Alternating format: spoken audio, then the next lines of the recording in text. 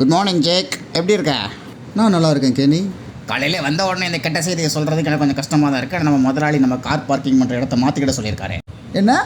ஆமாம், நம்பப்பா, நான் கூட வேணாம் தான் சொன்னேன், ஆனால் அவர் விடலை. நம்ம 2 பேரும் எங்கே கார் நிப்பாட்டினா முதலாளிக்கு என்னடா பிரச்சனை? இந்த கேள்விக்கு எனக்கு விட தெரிலப்பா. அவர் என்ன நினைக்காரு, நான் என்னப்பா செய்ய முடியும்? அவர் இப்படி தான் அப்படின்னா பண்ணுவார். நானே அவரை நேரில் போய் கேட்டுக்கிறேன். இல்லை வேண்டாம், போகாத நானே போய் கேட்குறேன். முதலாளி, நீங்கள் ரொம்ப பிஸியாக இருப்பீங்கன்னு தெரியும், இருந்தாலும் அந்த கார் பார்க்கிங்கை பற்றி இதில் பேசுகிறதுக்கு என்ன இருக்குது கண்ணி? உங்கள் 2 பேரையும் காரை மாற்றி விட சொன்னா மாற்றி தான் விடணும். நான் தான் இங்கே முதலாளி.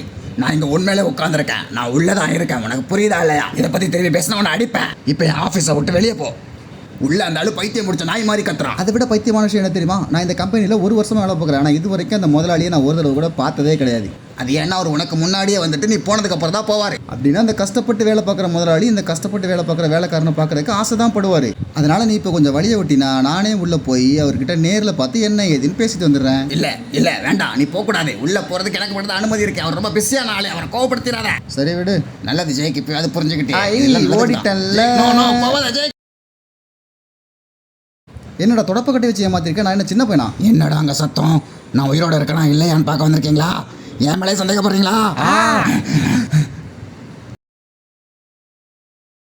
கார் விடுற இடம் மட்டும் இல்லை, காரையும் சேர்த்து நின்னே வச்சுக்கோ. ஆளை விடு.